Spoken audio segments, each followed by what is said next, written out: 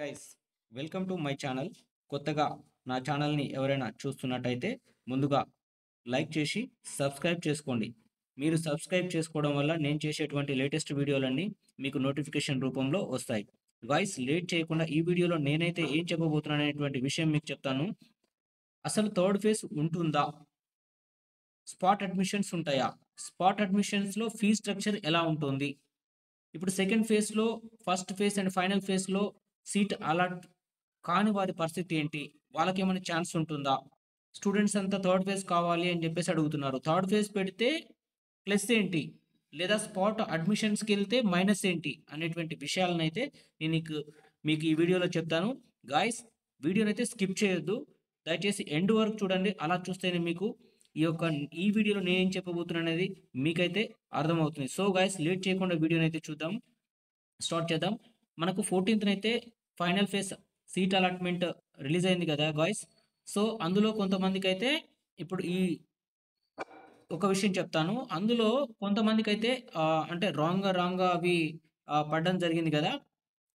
So, అంటే కొన్ని mistakes జరిగినాయి కౌన్సెలింగ్‌లో. సీట్ అలాట్‌మెంట్ విషయంలో. సో, వాటినైతే మీరు నాకు మెయిల్ చేసిండ్రు. అలాగనే నాకు మెసేజ్‌లో పెట్టినటువంటి విషయాలైతే నేనైతే ఏపీ కన్వీనర్ దృష్టికైతే తీసుకెళ్లడం జరిగింది. సో, వాళ్ళ నుంచి వచ్చినటువంటి సమాచారం మేరకు వాళ్ళైతే they are trying to rectify all the errors.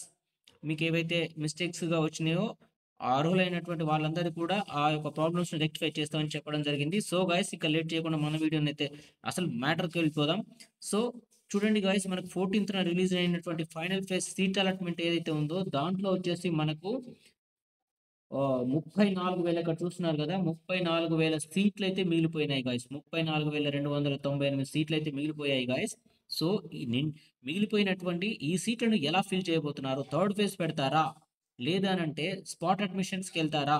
అనేటువంటి విషయాన్నయితే డిస్కషన్ చేద్దాం గాయ్స్. అయితే ఇప్పటి వరకు పూర్తయినటువంటి కౌన్సెలింగ్ మొత్తంలో కూడా 77.72 అంటే ఆల్‌మోస్ట్ 78% అయితే సీట్లయితే ఫిల్ కావడం జరిగింది ఫ్రెండ్స్.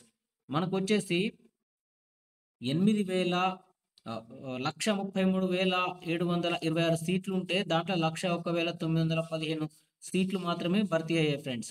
సో, మిగిలిపోయినవి వచ్చేసి 34,298 సీట్లు. అయితే ఈ సీట్లను ఎలా భర్తీ చేశారనేటువంటి విషయము ఇప్పుడు చెప్తాను ఫ్రెండ్స్.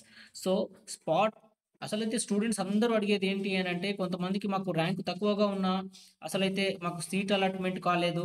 మాకు అన్యాయం జరిగిపోయింది.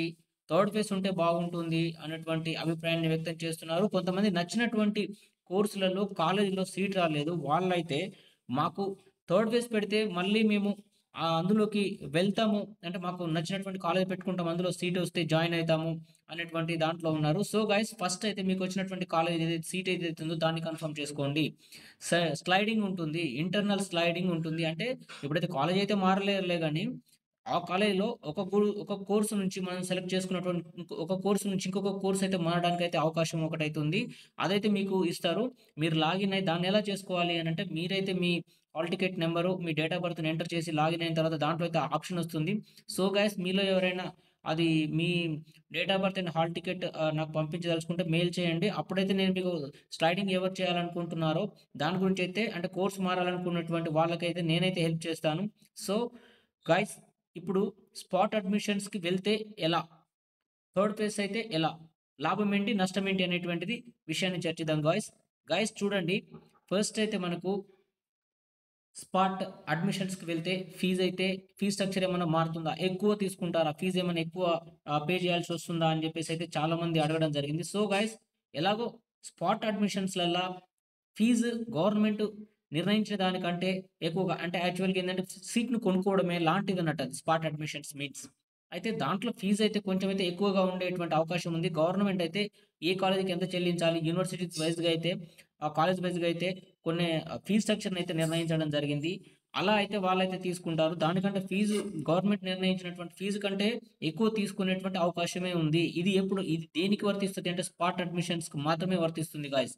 స్పాట్ అడ్మిషన్స్‌లలో అంటే అభ్యర్థులు లేక మిగిలిపోయినటువంటి సీట్లు ఏవైతే ఉన్నాయో వాటికి వర్తిస్తుంది.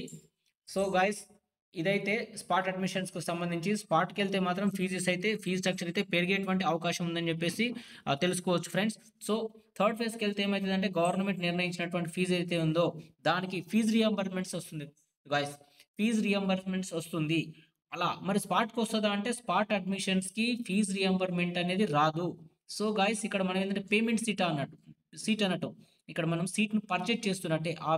దానికి ఎంతైతే అంత పర్చేజ్ చేయాల్సి ఉంటుంది. సో, థర్డ్ ఫేజ్‌కి అంటే థర్డ్ ఫేజ్ మూడో ఫేజ్ ఉంటుందా? దానికి దీనికి తేడా ఏంటంటే థర్డ్ ఫేజ్ ఒకవేళ గవర్నమెంట్ కండక్ట్ చేస్తే మీకైతే ఫీజ్ రియంబర్స్‌మెంట్ అయితే ఉంటుంది. ఇన్‌కేస్ కండక్ట్ చేయలేదంటే పేమెంట్ సీట్ కొనాల్సొస్తుంది. పేమెంట్ సీట్ కొంటే మాత్రం దానికి ఎక్కువ ఫీజ్ పే చేయాల్సొస్తుంది. ఫీజ్ రియంబర్స్‌మెంట్స్ మాత్రం గవర్నమెంట్ నుంచి రావు. సో, ఇది అర్థం చేసుకోండి. ఇప్పుడు రాని వాళ్ళ పరిస్థితి ఏంటి అంటే స్పాట్ అడ్మిషన్స్‌లోనే ఒకవేళ చదివేటువంటి వాళ్ళుంటే మాత్రం అలా ఆహ్, ఆహ్, అంటే అమౌంట్ కట్టేంత స్తోమత ఉంటే మాత్రం అందులో పేమెంట్ సీటు తీసుకున్నట్టే స్పాట్ అడ్మిషన్స్ తీసుకోవాల్సి ఉంటుంది. అందులో అందరూ పార్టిసిపేట్ చేయొచ్చు గాయ్స్.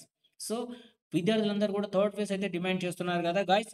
మీరందరూ కూడా లేట్ చేయకుండా 34,298 సీట్లు ఏవైతే ఉన్నాయో వాటిని థర్డ్ ఫేజ్ ద్వారానే ఫిల్ చేయాలి. విద్యార్థులకు న్యాయం జరుగుతది. అంటే విద్య అనేది కొనుక్కునేది కాకుండా అందించే విధంగా ఉండాలి. ఫ్రీ ఎడ్యుకేషన్ అనేది ఉండాలి. రైట్ టు ఫ్రీ ఎడ్యుకేషన్ అని చెప్పేసి ఒకటుంది గదా! అలానే మనకు విద్య అనేది కొనుక్కునేటట్టు ఉండకూడదు అనేటువంటి ఉద్దేశ్యంతో నేనైతే మీకు గైడ్ చేసేది ఏంటి అనంటే ఆహ్, థర్డ్ ఫేజ్ నిర్వహించాలనేది హ్యాష్‌ట్యాగ్‌నైతే ట్విట్టర్ లేదా ఫేస్‌బుక్‌లో మీరైతే ట్రెండ్ చేసినట్టయితే గవర్నమెంట్ అయితే స్పందించి అలా చేయడానికి అవకాశం మాత్రమే ఉంది గాయ్స్. ఇది మాత్రం ఫైనల్ కాదు. అవకాశం ఉంది కాబట్టి గాయ్స్ మీరైతే ఆహ్, అంటే థర్డ్ ఫేజ్ నిర్వహించాలి 34,298 సీట్లకైతే అని జెప్పేసి హ్యాష్‌ట్యాగ్‌ని ఎడ్యుకేషన్ మినిస్టర్ లోకేష్ గారికి ట్యాగ్ చేసినట్టయితే సో, గవర్నమెంట్ ఏమైనా స్పందించేటువంటి అవకాశం ఉంది. సో, మీరైతే మీ ప్రయత్నాన్ని చేయండి గాయ్స్. నా వంతు ప్రయత్నం మీకు హెల్ప్ చేసేలా నేనైతే చేస్తాను. Thank you guys.